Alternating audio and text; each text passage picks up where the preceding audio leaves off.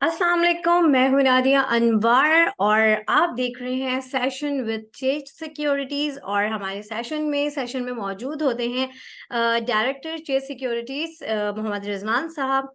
और उनसे हम बात करते हैं और साथ ही साथ इस हमारे सेशन में जो है हमारे साथ जो है आप जितने भी हमारे जो लोग होते हैं वो साथ होते हैं, क्योंकि ये सेशन जो होता है वो स्पेशली क्वेश्चन एंड आंसर का ये सेशन होता है।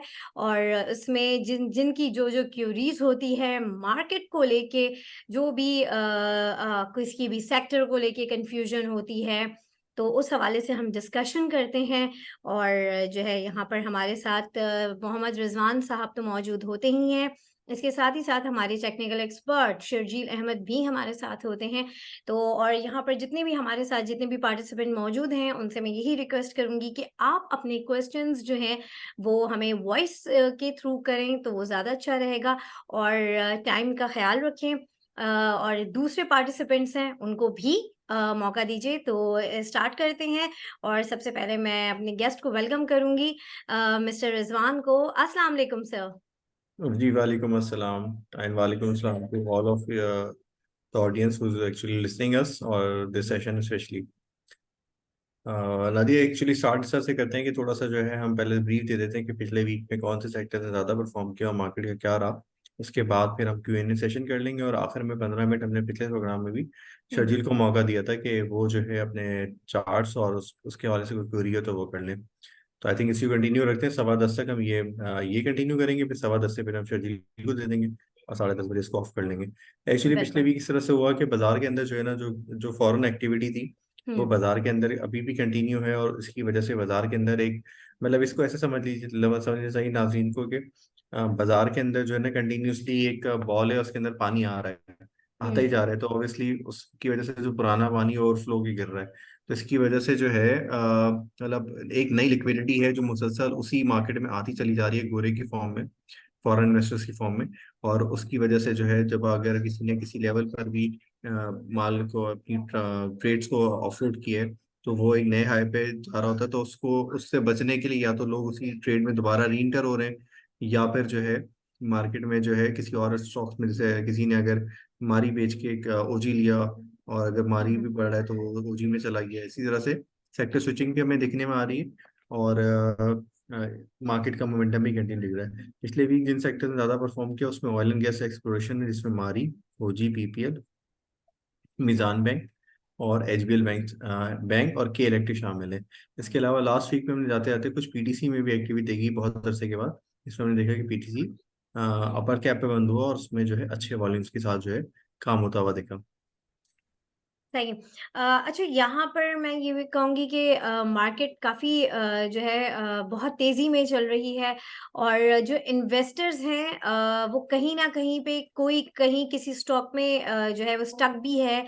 और कुछ लोग हैं जो काफ़ी टाइम से स्टक थे, वो निकल भी गए। लेकिन अभी भी बहुत से लोग हैं वो कुछ स्टॉक्स में अभी भी स्टक हैं। तो आप क्या उनको मशवरा देंगे? क्या उनको आपकी जो है वो एक्सपर्टीज़ कहती हैं कि उन्हें क्या करना चाहिए? नदी, इसका कोई एक जवाब तो हो नहीं सकता। हुँ, पर हुँ। ऑब्वियसली अब अगर कोई स्टक हुआ हुआ है और किसी का व्यू है कि आने वाले दिनों में इस तेजी की वजह से उसका रेट आ सकता है, तो उसको वेट करना चाहिए। अगर उसके पे उसका व्यू है कि उस स्टॉक में जो है फंडामेंटली कुछ चेंज नहीं आया और हालात की वजह से वो अभी तक परफॉर्म नहीं कर रहा, तो इवेंचुअली परफॉर्म कर सकता है। हुँ, और हो हुँ। सकता है कि वो किसी ऐसे स्टॉक में बदल बैठा हुआ है जिसकी अब डायनामिक्स वो नहीं रहे जो पिछले पास में थे, तो उसको वहां पर स्टॉप लॉस बांधने अपने पोजीशंस को स्क्वायर करके किसी और ग्रोथ स्टोरी या किसी और डिविडेंड स्टोरी के अंदर चले जाना चाहिए। इसी एग्जांपल इस तरह से हो सकती है कि एक ज़माने में टीआरजी नेस्डैक में लिस्ट हो रहा था और उसकी वजह से वो 180 पे ट्रेड हो रहा था। तो अभी तो ऐसी कोई भी खबर नहीं है टीआरजी के अंदर, बल्कि क्वार्टर में लॉस है। ऑल दो अभी सारी मार्केट चलने के बाद टीआरजी में भी एक रैली आई है, 79 से 89 हुआ है, 95 हुआ था। और लोग जो है आई गेस हमारी शर्जील से भी एक हमारी कॉल निकली थी टेक्निकल, तो उस हुँ, पर जो हुँ। है शर्जील 110 115 की बातें करें और हो भी सकता है। बट शायद अगर कोई 180 पे बैठा हुआ है और इस आसरे में बैठा हुआ है कि दोबारा 180 का रेट आएगा, तो पता नहीं, शायद नहीं आएगा, या उसको चाहिए कि अपनी पोजीशंस को ट्रिम करके किसी और अच्छी ग्रोथ और अच्छी स्टोरी में चला जाए। तो ये एक एग्जाम्पल के थ्रू मैंने आपके सवाल का जवाब देने की कोशिश की है कि मार्केट जो है अगर चल रही है तो हो सकता है कि हर एक का हर चीज़ का रेट ना आए। कुछ चीज़ों के रेट्स क्योंकि इस दफ़ा जब मार्केट चल रही है तो डायनामिक्स बहुत डिफरेंट है इस वक्त। हमने आपके प्रोग्राम के थ्रू और वैसे भी जो हम सेशंस करते रहते हैं उसमें हमने बताया है कई दफ़ा कि OGPPL में एक डिफरेंट स्टोरी है जिसमें गैस प्राइस बढ़ने की वजह से उनके कैश फ्लोज पॉजिटिव हो रहे हैं। आई गेस इस दफ़ा जितने भी लोगों ने OGDC PPL सुइनॉट में काम किया उन्होंने ज़्यादा पैसे बनाए। 100 रुपये का PSO उस वक्त 200 रुपये हो गया। 30-32 रुपये का सुइनॉट 40-70 रुपये हो गया। 100% जंप है। OGPPL में भी तकरीबन 70% की जंप है। बैंक्स में क्योंकि इंटरेस्ट रेट अभी फॉरन नहीं घटते हुए मैं देख रहे, तो बैंक्स में भी बहुत अच्छे पैसे बने हैं लोगों के। मतलब 100 रुपये का UBL 180 रुपये, 184 185 चल रहा है। मीज़ान 89 का लो था, इस वक्त 174 हो गया। HBL 97-90 के दरमियान था, इस वक्त कोई 130 रुपये पे ट्रेड हो रहा है। ताला हो चुका था लास्ट वर्किंग में। तो इसका सिंपल सा आंसर ये है कि मार्केट किस थीम पे चल रही है ये इन्वेस्टर्स का के लिए जानना, और आने वाले दिनों में किस थीम पर पे मार्केट चल सकती है, ये दो चीज़ों को जानना बहुत ज़रूरी है।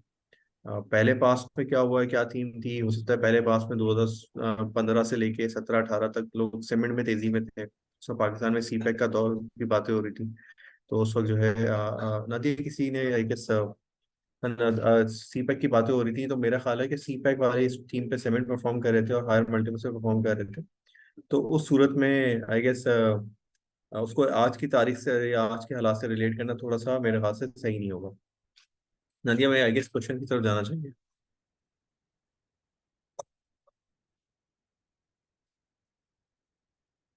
जी मैं कहता कि नदिया में क्वेश्चन की तरफ जाना जी चाहिए। बिल्कुल, यहाँ पर जो है जिनके जो क्वेश्चंस हैं वो प्लीज रेज कर सकते हैं, और जो है अपने सवाल आप कर सकते हैं।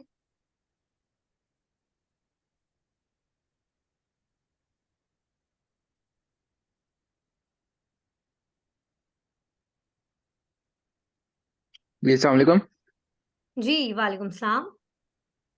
अच्छा, मेरा ये सर से सवाल है कि ये एक जो अभी खबर चली थी कि PSO जो स्टेक बेच रहा है अपना PRL का चाइना के लिए, फिर उस पे एक काउंटर ये न्यूज़ चली कि ये फेक है और PSO ने भी क्लेरिफिकेशन नहीं दी। तो काइंडली इसके बारे में गाइड करें कि अब ये कल हम फर्स्ट टाइम इसको जिनके पास होल्डिंग है वो निकालें इसको या फिर होल्ड करें, क्या किया जाए।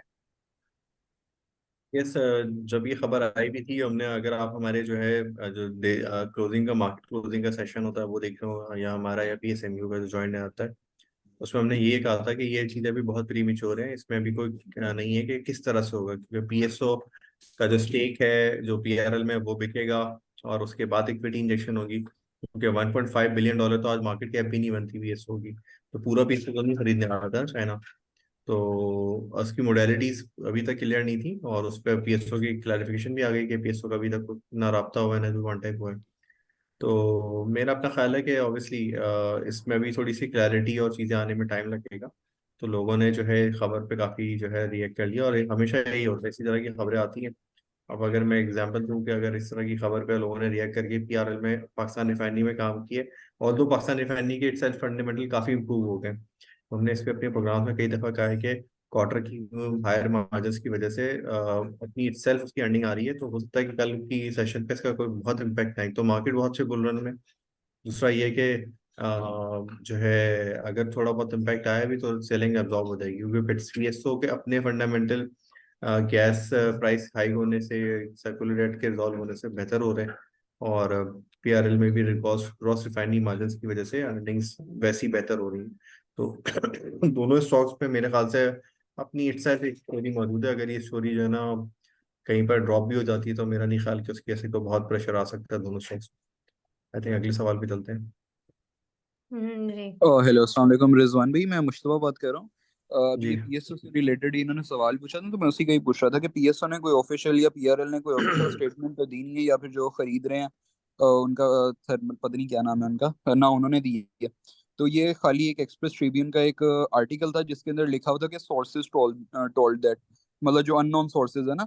तो जी। ये खाली इतनी सी एक लाइन के ऊपर इतना ज्यादा रिएक्ट हुआ है PSO के अंदर और PRL के अंदर नहीं, भी अपर लोअर मेरा पे। नहीं मेरा नहीं ख्याल मुश्तबा, इस वक्त मार्केट का ओवरऑल मोमेंटम बहुत तेज है। मार्केट में हम्म। के इलेक्ट्रिक में भी खबर नहीं है। के इलेक्ट्रिक में तो खबर आई थी कि जब तक जो है ना इसकी सिक्योरिटी क्लियरेंस नहीं मिलेगी, तब तक जो है वो PSO जो है पीएसओ जो है, सॉरी, सिक्योरिटी क्लियरेंस नहीं मिलेगी तब तक ये इलेक्ट्रिक की ट्रांजेक्शन नहीं मल्टीप्लाइज होगी। इलेक्ट्रिक पे है ना, 3 रुपये से उठ के 4 रुपये हो गया। मार्केट ओवरऑल आपकी बहुत सस्ती है। मार्केट अच्छा, में आपके ये बेसिकली पीएसओ का चलना या पीआरएल का चलना एक तरह से मार्केट का ही चलना था ना, क्योंकि न्यूज़ के अंदर तो कुछ भी नहीं था, मतलब वो तो पीएसओ एक पीएसओ ब्लफ सा लग रहा था। ये सभी नहीं आगे मुस्तफा, मेरे ख्याल से मैंने भी पीएसओ पे बहुत अभी थोड़ी देर पहले बताया कि पीएसओ के अपने फंडामेंटल चेंज हो रहे हैं, और आई गेस अगर हम्म। सर्कुलेटेड हल हो जाता है तो पीएसओ हाँ जी, की, हाँ जी, हाँ जी, बिल्कुल बिल्कुल। हाँ, तो आपने वो भी। एक वो अलग स्टोरी है। आई गेस उस पर ज्यादा पोटेंशियल बनता है। अब ये नहीं हम्म। पता, क्योंकि जब ट्रांजेक्शन होती हैं तो नॉर्मली होता क्या है कि एक या तो इस तरह से एक और चीज हो सकती है जिसमें किसी को फायदा ना हो, कि उसमें वो ये है कि एक नई कंपनी बने जो कि PRL/चाइना के नाम से, जैसे आपको ने भी, आपको याद होगा, आपको पावर के नाम से एक कंपनी बनाई थी, जिसमें उसने जो है ना, जो आपका आप हब में जो एक नया प्लांट लगाया है, पावर प्लांट, जो सीपेक के अंडर में आता है, जो चाइनीज ओन करते हैं, तो वो तो उसने साथ ही लगाया, लेकिन वो 100% ओन बाई हब थोड़ी है। वो जेवी बनाई, कंपनी फॉर्म की, और उसमें उसमें पैसे डाल दिए। तो हो सकता है कि एक जेवी बने और उसमें जो है कुछ स्टेक चाइनीज के पास हो, कुछ पीएसओ के पास हो, कुछ PRL के पास हो, और इस तरह की करके। बट अभी इसकी मोडालिटीज ही नहीं पता, फाइनेंशियल क्लोज हुआ नहीं है, लोगों ने पता नहीं कि उसकी जल्दी कर ली। वैसे ही मैंने आपको स्टार बताया ना कि बिल्कुल दोनों बिल्कुल बिल्कुल। कि दोनों दोनों स्टॉक्स वैसे ही अच्छे हैं, तो अपने अपनी स्टोरी पे परफॉर्म कर सकते हैं। हाँ, और अदरवाइज मैं बस यही पूछ रहा था कि न्यूज़ के अंदर तो ऐसा कुछ भी नहीं था, मतलब उसके अंदर तो जी ना जी कोई। हाँ बिल्कुल। जी, अच्छा, और दूसरा मैंने एक जो स्टॉक का पूछना था वो बैंक ऑफ पंजाब का पूछना था, कि बैंक्स ने काफी परफॉर्म किया, और बैंक ऑफ पंजाब का थोड़ा सा मैं मुझे लगता है आइडिया चल लेना चाह जाएगा। रहा था। मुझे लगता है हमने थोड़ा सा अपने क्लाइंटों को जो है ना, अस्करी बैंक और बीओपी तो नहीं कहा, बट बीओपी मुझे लगता है चल जाएगा। बीओपी में भी हम्म। अर्निंग्स आ रही हैं, 3-4 रुपए की अर्निंग है, मेरे ख्याल से 7-8 रुपए तो हो जाएगा। इसके अंदर वो तलवार हम्म। मौजूद है, जो जिसकी वजह से ये पे आउट वगैरह नहीं करेगा, जिसमें आपका जो है वो सिंगल ट्रेजरी अकाउंट आने से इसकी अर्निंग्स पे काफी डेंट आ जाएगा। अगर अब तो कभी ये भी कौन सा अकाउंट आपने नाम लिया दोबारा? IMF ये कहता है कि डबल एंट्री नहीं होनी चाहिए। मतलब IMF ने अगर फर्ज करें सरकार ने जो है ना बजट बनाते हुए जो है फंड्स एलोकेट किए कि भाई सिंध को इतने मिलेंगे, सिंध के फेडरल यूनिट को इतने मिलेंगे, तो वो पैसे जो है ना एलोकेट नहीं होते, वो चले जाते हैं सर। तो अब बेसिकली इस सिंगल ट्रेजरी अकाउंट से ये होगा कि सरकार जो एलोकेट करेंगी ना, वो अच्छा, वो पैसे चले जाते हैं, बीओपी में चले गए, वो पैसे नेशनल बैंक में चले गए, क्योंकि अकाउंट गवर्नमेंट इदारों के वहीं खुले होते हैं। तो अब उसके बाद क्या हुआ कि अब अगर वो पैसे यूटिलाइज नहीं हुए तो नेशनल बैंक के पास तो डिपॉजिट आ गई, पंजाब बैंक ऑफ पंजाब में आ गया। अब होता ये है कि जो इसका दुनिया भर में अच्छी प्रैक्टिस होती है, सिंगल ट्रेजरी अकाउंट है। मैंने बेसिकली जो है नेशनल हाईवे को 100 अरब रुपए एलोकेट किए एज अ गवर्नमेंट। 100 अरब रुपए एलोकेट होंगे, जब वो प्रोजेक्ट अप्रूव होंगे तो उस सूरत में डिसबर्स होंगे। तो सिंगल ट्रेजरी अकाउंट में 100 अरब रुपए को पता होगा उसको कि ये पैसे पड़े हुए हैं, डिसबर्स नहीं होंगे, नेशनल हाईवे अथॉरिटी के अकाउंट में नहीं जाएंगे, जो कि बीओपी या नेशनल बैंक में खुला होगा। तो इसकी वजह से जो ना, इनके अकाउंटों से पैसे निकल के सिंगल ट्रेजरी अकाउंट में स्टेट बैंक के पास वो पैसे क्लब होंगे।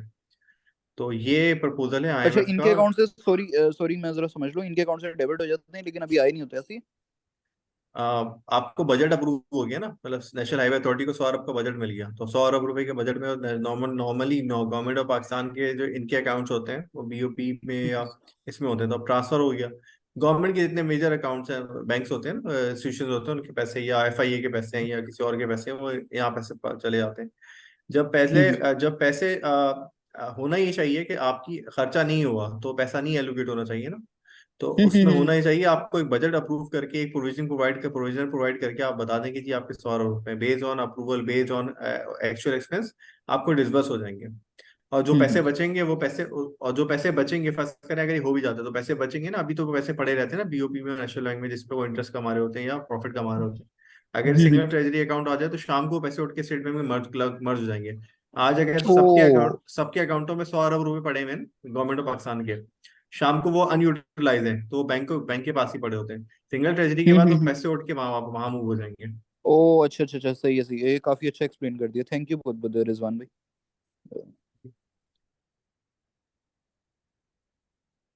जी, नादिया, नेक्स्ट जी, सवाल चलें नेक्स्ट प्लीज। नैयर साहब, आप क्वेश्चन कर सकते हैं।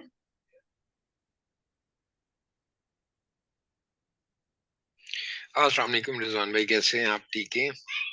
वालेकुम अस्सलाम, कैसे हैं आप नईर साहब, कैसे हैं? अल्हम्दुलिल्लाह अल्हम्दुलिल्लाह। अच्छा, मुझे रिजवान भाई आपसे पूछना था कि पावर सेक्टर में आगे क्या नजर आ रहा है? आपको कोई अगर इसके लिए डिलीवरी के पॉइंट ऑफ व्यू से अगर इसको बाय किया जाए। सेकेंडली जो है आपको ये क्या नाम है shell and the third one is TRG. बस ये तीन के बारे में। और मार्केट आपको फ्यूचर में कैसी लग रही है? कोई करेक्शन वगैरह तो नहीं नजर आ रही? Thank you very much. Okay, पहले सवाल का जवाब है, पावर सेक्टर के अंदर रिफॉर्म्स की वजह से जो है चीज़ें बेहतर होती रहेंगी। और आई गेस इस वक्त जहाँ पर भी आपको लगता है, जैसे निषाद पावर है, निषाद चुनिया पावर है, सैफ पावर है, लालपीर है, कैपको है, हपको है, इन सब में अभी 20% ऊपर की यील्ड है और आने वाले दिनों में कैश फ्लोज और बेहतर होते रहेंगे। इनमें से कोई भी आपको जो बेहतर लगता है, एक या दो में चले जाएं, सबको मत ले लीजिएगा कि 500 शेयर आपने सबके ले लिए तो फिर वो ना आपको पोर्टफोलियो में कंसंट्रेशन समझ में आएगी, ना ही रिटर्न समझ में आएगा। जिस पे कन्विक्शन स्ट्रांग हो वो ले लें। ये मैंने नाम जो लिए सारे अच्छे हैं, इनमें से जो है आई गेस आप मुझे इसमें क्या कौन सा रिकमेंड करेंगे? द बेस्ट वन इज अभी तक जो नहीं चला है मेरे ख्याल से वो मंशा वाली कंपनी में शायद निषाद पावर और नहीं चला है उस हिसाब से, क्योंकि उसके पास को 44 रुपीज रिसीवेबल है और 4 रुपए का कैश है, 4 रुपए कैश पड़ा हुआ है। तो अगर आने वाले दिनों में 10 अक्टूबर में जो है ऐसे कह रहे हैं कि इसके सर्कुलेटेड पाइल अप नहीं हो रहा, तो मेरा ख्याल है निषाद पावर, चुनिया पावर, लाल पीर ये हैं। बट अगर आपको सिर्फ एक या दो नाम लेने हो तो मेरा ख्याल है निषाद पावर कर लें या आपको कर लें, या इन दोनों में से कोई एक अगर आपको करना है, निषाद पावर आपको नहीं करना तो कैपको कर लें। जी। हमको तो ऑलरेडी बहुत ऊपर गया हुआ है। उसमें तो जगह मेरा ख्याल है शायद कम होगी। ये आप एनपीएल जो कह रहे हैं दैट इज आई थिंक। और एक रिक्वेस्ट आपसे और है, अगर आपसे थोड़ा सा टाइम मिल जाए तो I am planning my visit for Karachi and sir I really ये want to meet person you sir sir personally. Sir any time any time, but I guess इसमें आपको इस तरह की कोई भी रिक्वेस्ट है ना, वो आप मुझे पर्सनल शर्जी से मैसेज नंबर लेके कर लीजिएगा, हम इसको कोऑर्डिनेट कर लेंगे। Thank you. दूसरा आपका सवाल था bundles TR. Thank you sir. दूसरा टीआरजी पे सवाल था। टीआरजी पे मैंने आपको स्टार्ट में कहा कि शर्जील ने जो है इस पे काम किया, उनको ब्रेकआउट लग रहा है और आई गेस अगर वो ब्रेकआउट होता है तो यहाँ से 120 का लेवल आ सकता है। फंडामेंटली कोई भी चेंज नहीं है। तीसरा सवाल था आपका बाजार की करेक्शन का। बाजार काफी सस्ती थी, अभी बाजार ने अभी डिफॉल्ट को इनकॉर्पोरेट करने के बाद चलना शुरू किया और गोरा ले रहा है। अब ये मुझे भी नहीं पता, आपको भी नहीं पता कि गोरा अब तक अगर 35 मिलियन ले चुका है, $100 मिलियन ले लेगा तो विच इज लाइक 30 अरब रुपए वो बनते हैं, 30 से 32 अरब रुपए। 30-32 अरब रुपए अगर बाजार में आ जाते हैं और फिर बाकी लोकल प्लेयर्स भी आते हैं तो बाजार शायद 80,000 90,000 हो जाए। तो मैं अपने इस प्रोग्राम में और हर प्रोग्राम में यही कहता रहा हूँ लोगों से कि आप मार्केट के इंडेक्स को देखना छोड़ दें। आपको जिस स्टॉक में यील्ड खानी है, ग्रोथ समझ में आ रही है, आप वो स्टॉक लें। और आपको लगे कि वो नहीं बढ़ रहा तो आप उस पर बात करें। उस पर अगर आपको कोई जहन में सवाल आता है तो आप मुझसे और शर्जील से पूछ सकते हैं ड्यूरिंग मार्केट आवर्स भी और वैसे भी कि भाई मैं इस स्टॉक के बारे में समझता हूँ कि क्या ये ओवर वैल्यूड है।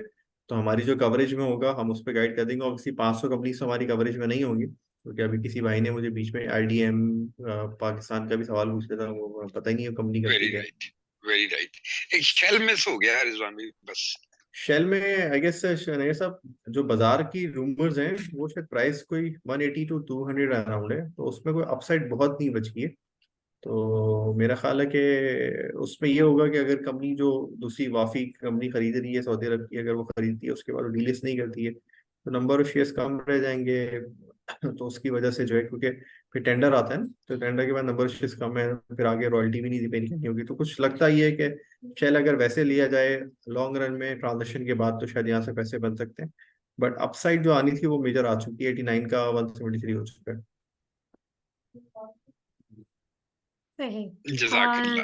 और बहुत शुक्रिया रंगर साहब जी। नाइला मलिक, आप अपना सवाल कर सकती हैं। अस्सलाम वालेकुम सर। जी वालेकुम अस्सलाम। जी सर, मुझे एनआरएल और साजगार के बारे में कुछ थोड़ा बहुत व्यू दे दें। अगर एनआरएल में मतलब प्रॉफिट बुक कर लें, कल का क्या उसका होगा, मतलब परफॉर्मेंस उसकी कैसी रहेगी? बस और तो कोई कोई सवाल नहीं है आपका? नहीं सर, ठीक है। इस पे थोड़ा सा व्यू दे दीजिए इन पे कि जी मैं प्रॉफिट बुक कर लें या लेकिन इनका लेकिन दो अभी चीज होल्डिंग कर। लेकिन जी दो चीजें हैं। कल क्या लग रहा है, परसों क्या लग रहा है, रेट सही है बुरे हैं, इस ये बहुत स्पेसिफिकली है, इस पे हम आपको थोड़ी सी गाइडेंस ये दे सकते हैं। थ्रू टेक्निकल आपको शर्जील जो है, आप शर्जील से रब्ता कीजिएगा।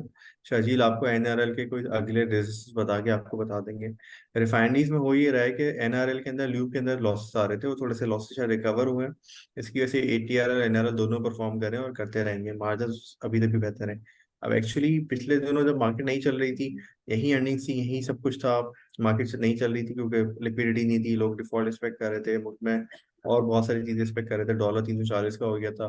तो अब मैं ये यश कोई भी ये नहीं कह सकता कि ये हाई रेट है। आपको लगता है कि based on the numbers company ठीक है एनआरएल, ऑल्दो हमने इसको कवर नहीं किया कि मैं आपको अर्निंग वाइज बता सकता कि ये टारगेट हमारा है, लेकिन ये है कि कंपनी ठीक है, इसका ग्रॉस रिफाइनरी मार्जिन जो बेसिकली से अर्निंग ड्राइव होती है वो पॉजिटिव है। तो मेरा ख्याल है कि इसको देखते हुए कर सकते हैं, बाकी सेलिंग के लिए शर्जील गाइड करेंगे। दूसरा सवाल था आपका साजगार के लिए, ये मैंने कंपनी देखी है, मैं आपको इसको बता देता हूँ। ये तकरीबन जो है मुझे लगता है 40 से 45 रुपए की अर्निंग साल की करना शुरू कर देगी। और मुझे लगता है कि इसमें अगर आप लॉन्ग रन टर्म में के लिए रखती हैं तो शायद यहाँ से भी आपको 80-90 रुपए और बच सकते हैं। बट उससे पहले हो सकता है कि ये आइटम करेक्ट हो जाए, कभी सेल्स हल्की हो जाए, क्योंकि अभी भी जो है पाकिस्तान में डॉलर इन्फ्लो अभी तक नहीं हुए। हमारी जो एलसीज के हालात हैं वो थोड़े मुश्किल हैं, और उसकी वजह से किसी टाइम पे इनकी एक आध क्वार्टर की सेल्स कम हो सकती है। अभी मुझे लगता है कि शायद एक साल के अंदर का नंबर की बात करें तो शायद ये 35 से 40 रुपए की अर्निंग आराम से कर लेगा, और उस पर मेरे ख्याल से अच्छी एक रैली कर चुका है। तो अब कहीं करेक्शन आए, कोई डिप आए, तो बिल्कुल आप साजगार को देख सकती हैं। अगले सवाल पे चलते हैं। जी, नेक्स्ट फरूक आप सवाल कर सकते हैं। बहुत शुक्रिया नाइला मलिक साहिबा। जी फरूक। अस्सलाम वालेकुम सर, फारूक बात कर रहा हूँ सर। वालेकुम मुझे सलाम। अच्छा, एक मिनट फर साहब, मेरी रिक्वेस्ट है नाइला मलिक से और बाकी लोगों से जिनके सवाल, मुश्तबा साहब से जिनके सवाल हो चुके हैं, वो काइंडली अपना अगर कर सकते हैं तो हैंड रेस ऑफ कर दें, आसान हो सर जाएगा मेरा हमें भी। मेरा जी मेरा एक असल में और सवाल था, इस वजह से मैंने अभी तक हैंड रेज रखा हुआ जी, प्लीज प्लीज।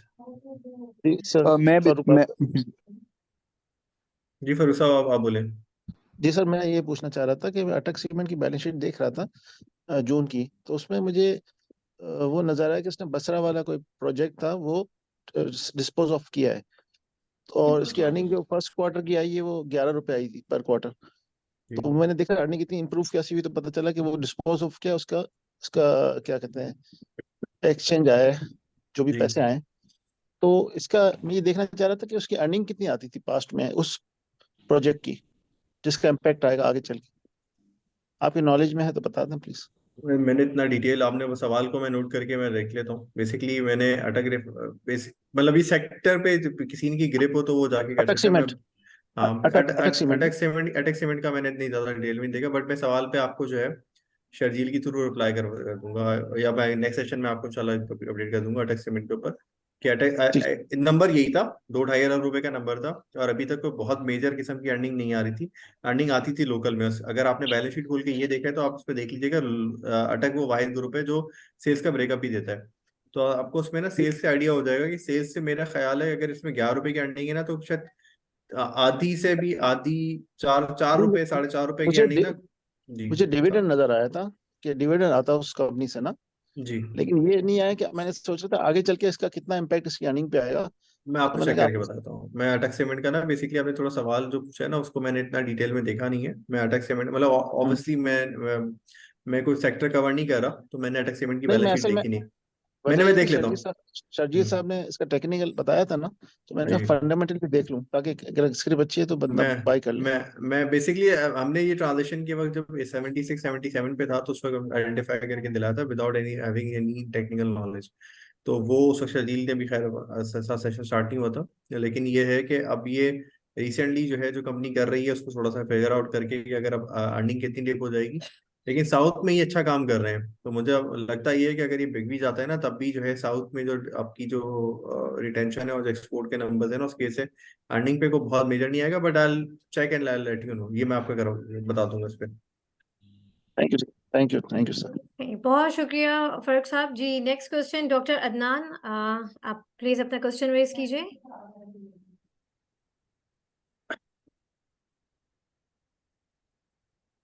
नाल साहब, आप अनम्यूट नहीं हो अभी तक, प्लीज।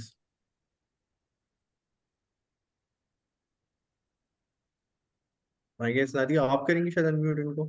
नहीं, मैंने तो इनको 1 सेकेंड।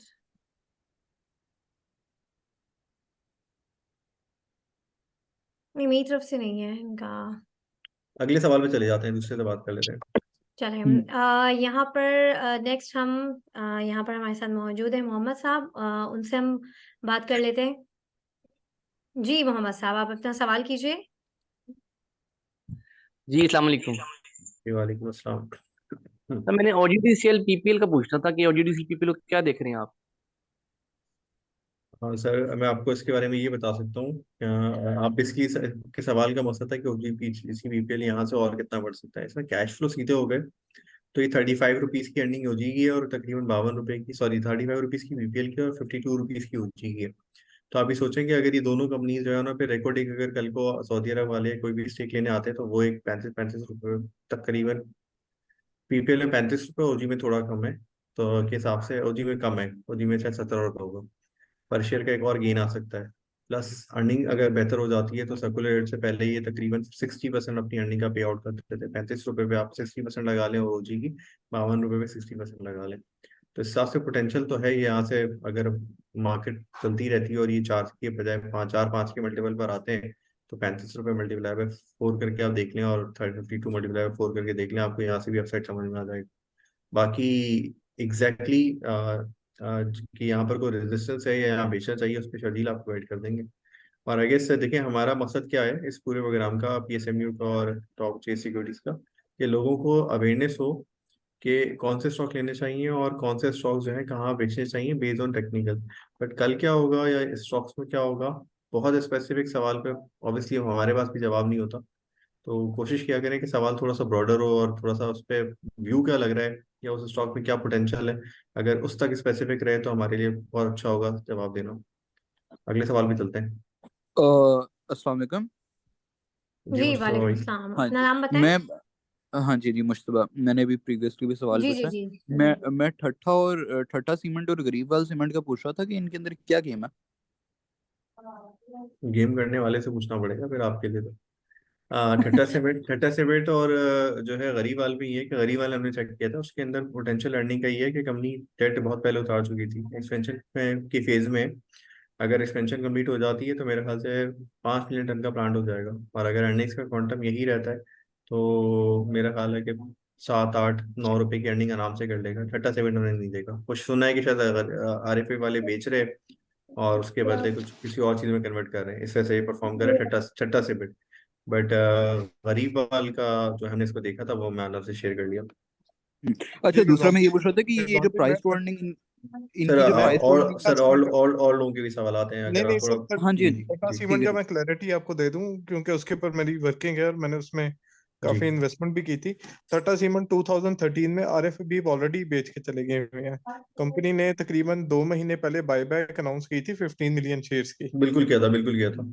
तो उसमें से 15 मिलियन से 3 मिलियन शेयर वो बायबैक कर चुके हैं। अच्छा, उसमें तेजी आ सकती है कि नहीं आ सकती? बिल्कुल आ सकती है। अभी रिसेंटली उनके सीईओ ने 5 लाख शेयर बाय किए हैं, तो हो सकता है बाकी 15 मिलियन के लिए वो थोड़ी तेजी करके इसको 23 24 रुपए तक ले जाएं। मतलब इट्स अ हंच, मतलब ये है कि श्योरिटी नहीं है, लेकिन हंच है कि ये इसको ले जाएंगे आगे तक शेयर देखिए को। ओवरऑल जो है ना, जो साउथ के जितने भी प्लेयर्स हैं ना, उसमें आपने दो चीज हाईलाइट की, बायबैक वाली वो भी बहुत वैलिड है, आरएफए वाली चीज भी वैलिड है। दूसरी चीज आपने जो बताया कि जो है ना टाटा सीमेंट के अंदर जो है ना ये बायबैक, अब बेसिकली टाटा सीमेंट मेरी कवरेज में नहीं है, मैंने देखा भी नहीं है। मैंने उसको देखा था गरीबवाल, वो आपने देखा था, आपने अच्छा आइडेंटिफाई कर लिया। बट टाटा सीमेंट के अंदर अब मुझे ये नहीं पता ना कि साउथ के जो प्लेयर्स है they are not doing pretty much well. मैंने पावर सीमेंट ले लेते हैं, पावर सीमेंट की कैपेसिटी भी ज्यादा है और आई गेस अर्निंग में अब चल है, लेकिन जो रिटेंशन प्राइस यहाँ चली है, सेल्स के जो वॉल्यूम्स है वो थोड़े से अभी स्लो हैं।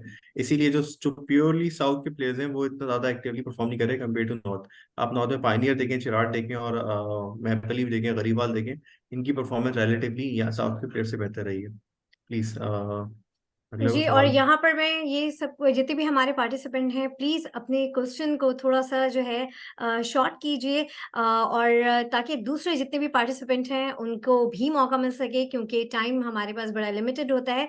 जी नेक्स्ट हैं जियादीन अहमद, नाम अगर थोड़ा सा मैंने गलत लिया है तो बहरहाल आप अपना सवाल कर सकते हैं। जी जियादीन अहमद। जी अस्सलाम वालेकुम। वालेकुम सलाम। ये एक्चुअली जदान अहमद है।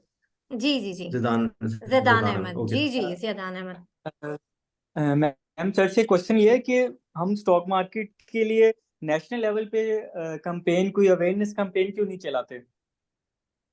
क्योंकि सबसे शॉर्ट जो इन्वेस्टमेंट लोग जो कर रहे हैं वो पाकिस्तान की है, तो इसको सर कैसे? ये सर हम कर रहे हैं ना बेसिकली। आप नेशनल इंटरनेशनल बहुत सारे लोग बाहर से भी ज्वाइन कर रहे हैं, बहुत सारे और भी लोग हैं जो इस तरह की एफर्ट डाल रहे हैं।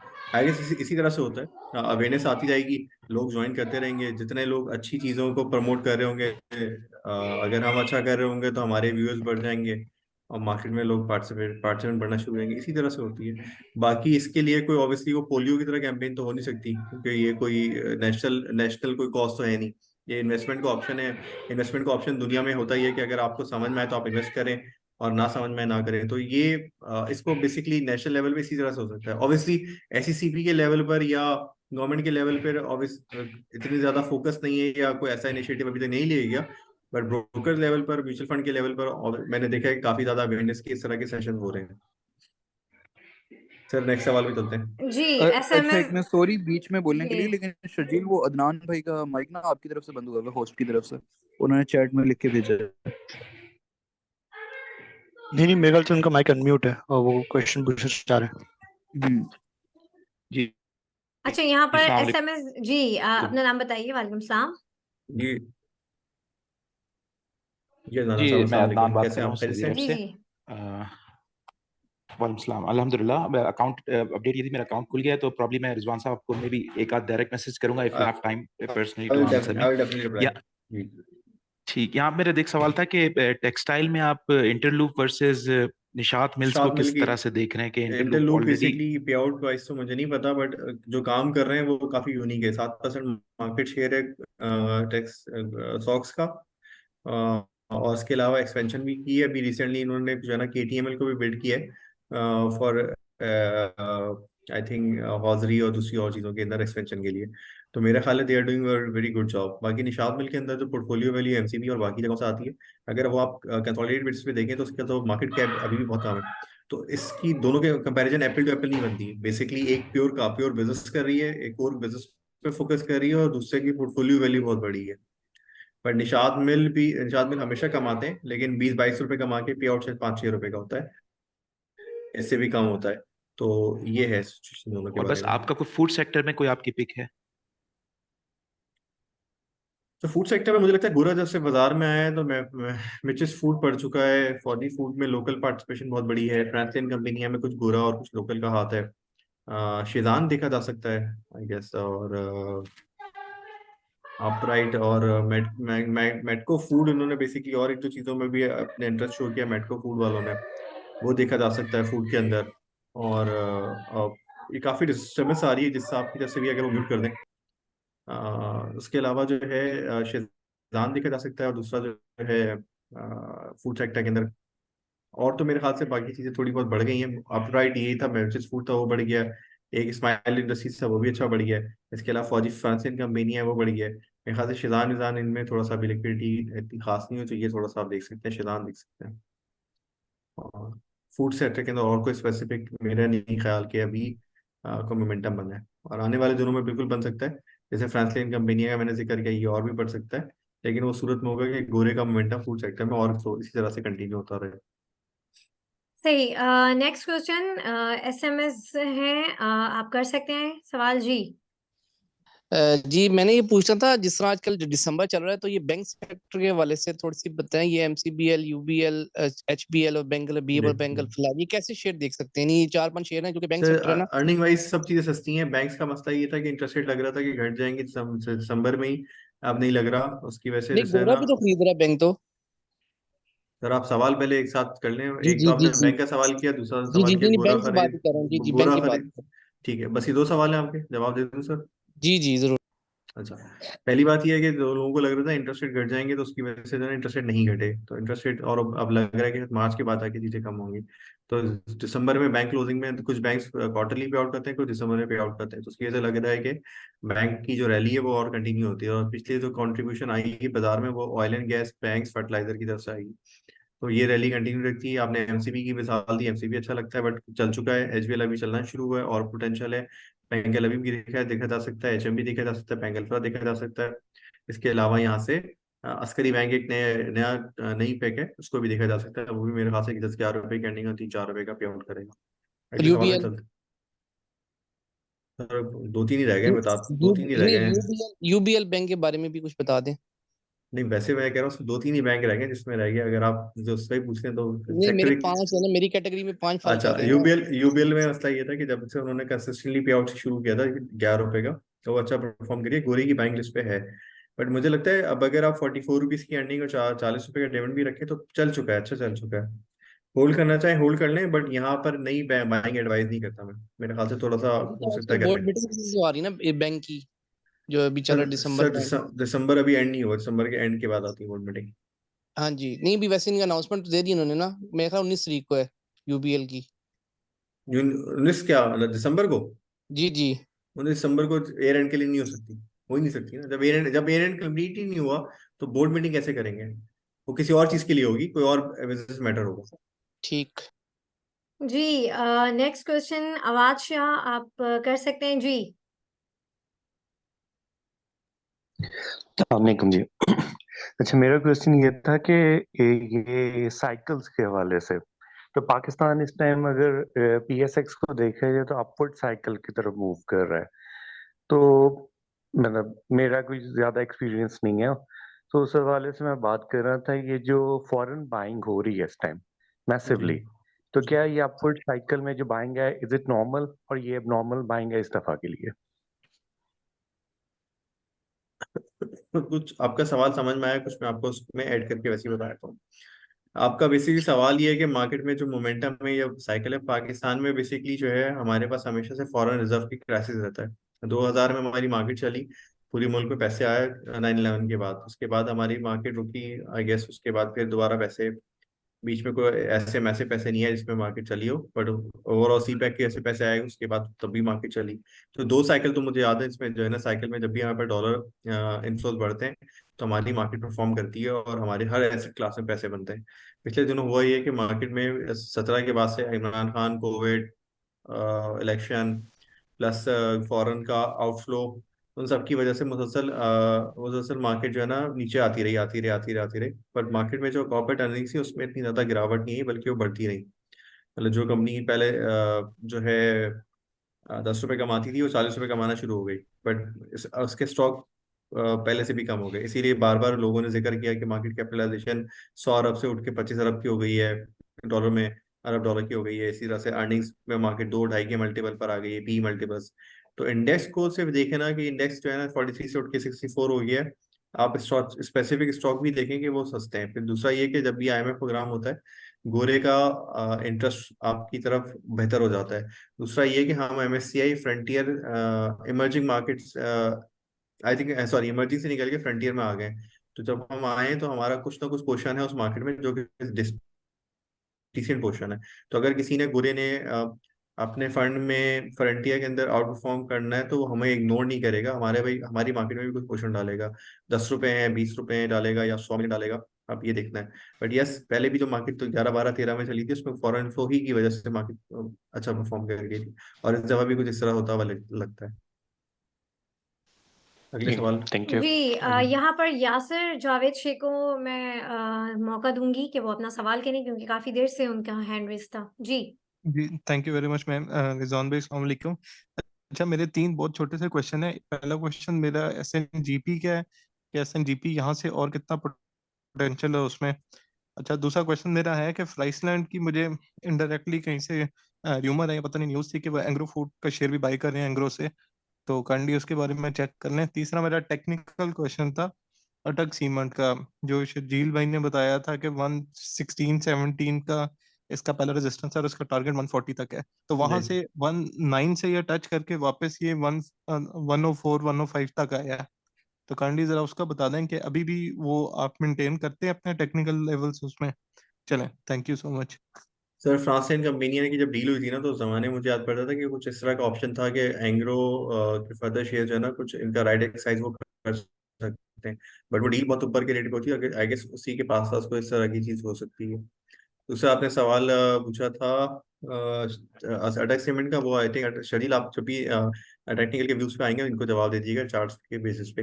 क्योंकि वो SNGP का एक पूछा था मैंने। एसएनजीपी में मेरा व्यू ये है कि एसएनजीपी जो है कैश फ्लो वाइज पहले भी बेहतर था, अब और बेहतर होता जा रहा है। दूसरा ये है कि मुल्क में शायद कुछ जो है ना, अगर आपने CSAP की कुछ ब्रीफिंग देखी हो तो कुछ एक्सपेंशन वगैरह और कुछ और जो है ना लाइन ओवरऑलिंग की बातें हो रही हैं। तो इनका मॉडल ही क्या होता है कि 17% कैपेक्स, जितना कैपेक्स अप्रूव करती है उस पर आप इनको रिटर्न मिलता है। दूसरा है, जितने हायर इंटरेस्ट रेट होता है ना, इनका जो वैक होता है ना, weighted average cost of capital, तो वो बेसिकली जो है वो बैक से जो है ना, बैक इंटरेस्ट रेट से डराइव होता है, सब ऑल टाइम हाई पर है। तो अर्निंग भी अच्छी आएगी, प्लस बुरे हालात में 7 रुपए देता था, अच्छे हालात में शायद 10 रुपए दे दे। तो मेरे ख्याल से yield wise, growth wise company बुरी नहीं, बट अच्छा परफॉर्म कर गई है। मतलब अगर 17 रुपए कमा रही है तो अर्निंग P मल्टीपल्स में जगह है, बट आई गेस 10-11 रुपए की यील्ड पे मेरे ख्याल से आपको बहुत बहुत सस्ती नहीं है। तो मुझे लगता है कि जब तक कोई और पे आउट पे क्लैरिटी नहीं आती, यही कहीं परफॉर्म करती रहेगी 72, 75, 70, 80 के बैंड में। बट अगर कोई लेता है थोड़ा लॉन्ग रन पे, पाकिस्तान पे व्यू लेके कि भाई ये हालात ऐसे रहेंगे और अच्छे होते चले जाएंगे, रिफॉर्म्स होते चले जाएंगे, SNGP के UFG कम होते चले जाएंगे, ये 2-3 बैट्स अगर उसको लगती है तो बिल्कुल इस लेवल पे भी महंगा नहीं है, लेना चाहिए। थैंक यू सो मच, बहुत शुक्रिया। जी यहाँ पर कमाल शामीन जी, आप सवाल कर सकते हैं। अस्सलाम वालेकुम रिजवान साहब, कमाल बात कर रहा हूँ, कैसे हैं, खैरियत से? जी वालेकुम सलाम जी, अल्लाह का शुक्र है जी। सर पूछिएगा सवाल। जी जी शेजान, मैंने लास्ट टाइम में हाईलाइट किया था और आपका व्यू भी था और उसने एक थोड़ा बहुत मोमेंटम दिया और आपने अभी रेकमेंड भी किया अपने पर्सपेक्टिव से। मेरे हिसाब से एक भाई पूछ भी रहे थे फूड सेक्टर के अंदर, तो मुझे शेजान में मजीद अपसाइड लगती है, मेरा व्यू है। इसके अलावा कंफर्म करना था कि फूड सेक्टर के ना जनरली सेल्स पर शेयर के पर्सपेक्टिव से मल्टीपल्स पे चीज़ें चलती हैं, जो मेरा अपना एक्सपीरियंस मार्केट में रहा है। और सेकेंडली फूड सेक्टर में ही मेरा एक अगला आइटम था TOMCL, वो नहीं चल के दिया बिल्कुल ही। तो मुझे वो वैल्यू बाइंग लगती है इस मार्केट के अंदर, उसमें मूव बनती हुई अपसाइड पोटेंशियल उसमें नजर आता है अगर मार्केट में लोग या प्लेयर्स स्विच करें अपने पोर्टफोलियो को। तो ये मेरा व्यू था, और अगर आप इसमें कुछ ऐड करना चाहें तो। देखिए, प्राइस टू सेल वाली जो बात यूनिलीवर और नेस्ले जो है ना, कि को प्राइस टू सेल पे देखा जाता था, और उसमें उसकी रीजन ये होती थी कि हर 4 साल के बाद है ना, आबादी के हिसाब से, डेमोग्राफिक के हिसाब से हर बंदा कहीं ना कहीं घर में यूनिलीवर और नेस्ले और PNG के प्रोडक्ट इस्तेमाल करता है। ये कम करता है, ज़्यादा करता है, इस पर डिबेट नहीं है। तो जो आबादी हमारी इस तरह से ग्रो कर रही है, उसके हिसाब से हमारी जो सेल्स जो है ना, 4 साल या 5 साल के बाद ये ट्रैक रिकॉर्ड है कि डबल हो जाती है। तो जब डबल हो गई तो ऐसी बात है, अर्निंग में भी एक बहुत बड़ा जंप आएगा। तो आपका अगर 50 के पी पे भी आप यूनिलीवर खरीद रहे हैं तो वो 4 साल 5 साल के पी बहुत नीचे आ जाता है। अब ये केस फ्रांसलिन कंपेनिया में हमने नहीं देखा कि उसको प्राइस टू सेल पे लेना चाहिए। अगर वो ग्रोथ अभी जो पिछले साल हमने देखा था फ्रांसलिन कंपेनिया, मैंने उसको देख के नंबर देखा था कि 46% से सेल्स की ग्रोथ आ रही है। अगर ये नंबर कंसिस्टेंट होता रहा तो मेरे ख्याल से ये भी जो है मेरे ख्याल से जल्दी जरूर डबल कर लेगा, 2-3 सालों में सेल्स डबल कर लेगा। तो अर्निंग अगर अभी 4-5 रुपए तो वो 12-13 रुपए की हो जाएगी। तो उस सूरत में तो फिर यकीनन जो है ये सारे फूड कंपनीज को जरा देखना चाहिए। बट अगर किसी में इतनी फिनोमिनल ग्रोथ नहीं है तो फिर वो मेरा ख्याल है कि उसमें ये नंबर्स इतना ज़्यादा वैलिड नहीं होता। फिर पाकिस्तान में अभी भी बेसिकली डॉलर्स के मसले हैं, हालात ऐसे ही हैं कि इन्फ्लेशन को बहुत ज़्यादा ओवरनाइट 10% पर नहीं होने जा रही। तो सूरत में मेरा ख्याल है कि थोड़ा सा रिस्की एसेट्स होते हैं जिसपे सिर्फ अर्निंग्स होती हैं, ग्रोथ होती है, वो देखने चाहिए। मैं किसी को रेकमेंड ये नहीं कह रहा कि ना करें, पर मुझे लगता है कि उनमें थोड़ा सा ना सोच समझ के अपने पोर्टफोलियो में सर्टेन पोर्शन लेना चाहिए। क्योंकि अगर कहीं मार्केट रुकी तो ये फ्रांसलिन कंपनी या अर्निंग्स के बावजूद भी जो है ना फिर परफॉर्म नहीं करेगा, फिर आप कहेंगे यार ये तो नहीं चल रहा है या नीचे आ रहा है। तो ये दूसरा उसने सवाल शेजान का दिया, बिल्कुल जो है शेजान रिलेट कहता कि अब ये चला नहीं है हिसाब से, ऐसे और चीज़ें चल गई हैं, वो बुरे का इंटरेस्ट आ सकता है और ये चल सकता है। आपने सवाल किया टॉम सीएल एक्सपोर्ट के नाम पे काफी अरसे से लोग कोशिश में लगा हुआ है, डॉलर डिवेल भी हो गया बहुत ज्यादा, लेकिन अर्निंग में वो जंप नहीं आया। चाइना से एग्रीमेंट हुआ है, अगर कोई अर्निंग में रिफ्लेक्शन आ गई तो मेरा ख्याल है कि ये 30-32 रुपए आराम से यहाँ से हो सकता है। यस, ये रेट बुरा नहीं है होल्ड करने के लिए और एक्यूमुलेट करने के लिए। अगले सवाल में चलते हैं। जी शुक्रिया, जज़ाकल्लाह, यहाँ थैंक पर थोड़ा सा टाइम को भी हमें मैनेज करना है, और आई गेस हमने मोहम्मद जी हम इसमें ये कर लेते हैं कि थोड़ा सा हमने 10 मिनट लेट शुरू किया था, तो हमने नहीं नहीं, बिल्कुल 10 बिल्कुल, हम थोड़ा थर्टी सा eight thirty thirty relax eight दे तक, देते हैं। हाँ 10:38 तक हम ये कर लेंगे, बिल्कुल उसके बाद सही शायद है। डील कर लेंगे। जी यहाँ पर मोहम्मद मुजम्मिल हैं, इनका काफी टाइम से थोड़ा हाथ रेज है, तो इनको मैं मौका देना चाहूंगी। जी मुजम्मिल, आप अपना सवाल करें।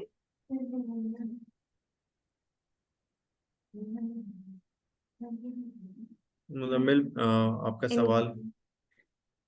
सैयद रेहान को दे दें आई गेस, चले उनका भी। सैयद रेहान आप सवाल कर सकते हैं जी। अस्सलाम वालेकुम, सैयद रहमान बात कर रहा हूँ। मेरा रेहान सवाल सॉरी। एंग्रो कॉर्प के रिलेटेड आप व्यू दे सकें, और एंग्रो पॉलिम पावर की एपीक्यूएल के बारे में थोड़ा व्यू दे सकें। सर मुझे आपका सवाल समझ में नहीं आया, आप मुझे सवाल थोड़ा सा स्पेसिफिक कर सकते हैं? एंग्रो कॉर्पोरेशन पे क्या आपको व्यू चाहिए और ईपीक्यूएल पे क्या व्यू एक चाहिए? तो टेक्निकली जैसे मैं बोलूँ तो उसने अगर 313 क्रॉस किया है, तो उसकी शर्जील जो जवाब देंगे। ये नोट कर शर्जील लिया, नोट कर लिया हमने दोनों पे। शर्जील आपको टेक्निकल जवाब देंगे कि इसमें आप अगले रेजिस्टेंस या लेवल्स और क्या निकल इक्वल सकते हैं। जो है अभी भी इसमें आपको मोमेंटम नजर आ रहा है, किसमें? इस इक्वल में अभी भी इसमें है, आई अपवर्ड गेस मूवमेंट आ सकता आई गेस ये भी शर्जील के रिलेटेड सवाल है। दोनों सवाल शर्जील नोट कर लीजिएगा प्लीज, इन पे आप जब सेशन स्टार्ट है। करें तो आप कीजिएगा प्लीज। थैंक यू रहमान साहब। मोहम्मद अ, उमर अच्छा चलें जी, मोहम्मद मुजम्मिल जी आप कीजिए। अच्छा सर, आपसे दो छोटे सवाल हैं सर। एक बीआईपीएल के बारे में पूछना है कि सर पी वाइज अगर मैं शरिया कंप्लाइंट बैंक्स में देखूं तो ये सबसे कम है डिविडेंड सर इस दफा 1.75 का दिया है, as compare to Faisal bank से ज्यादा है।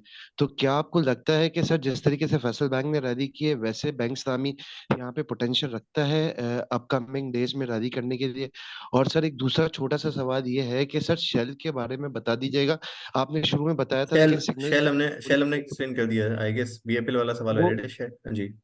सर वो सिग्नल ड्रॉप हो गए थे सर। आपसे ये पूछना है कि जो इनका पी है शेल का, क्या आपको लगता है कि सर ये 2-3 महीने में एक रैली करेगा 220 की तरह, पीएसओ की तरह टच करेगा? ये सर मेरे सवाल हैं।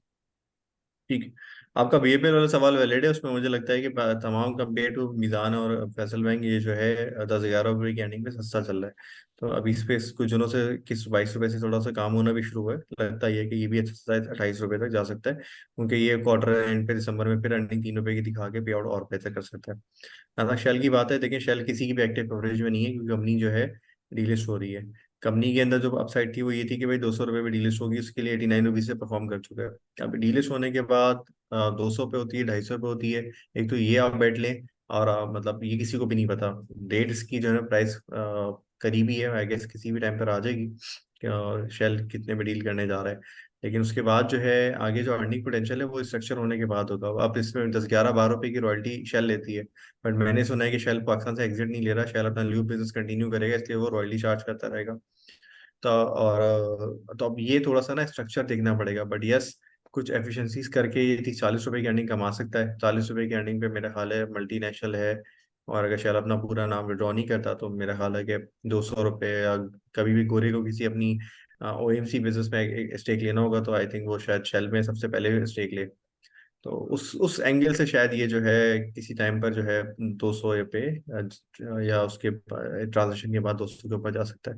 But right now I guess एक अच्छी रैली कर चुका है। अब अगर कोई बहुत ऊपर की प्राइस नहीं रिवील होती, जो कि 200-250 रुपये बनती है, तो फिर शायद ये यहीं कहीं ट्रेड होता रहे। सही रिजवान भाई एक छोटा सा सवाल है आपके अस्करी बैंक के सवाल के जवाब के रिलेटेड ही है। क्या आप अस्करी बैंक का कह रहे थे ना कि ये 11-12 रुपए की अर्निंग्स देगा और डिविडेंड दे सकता है?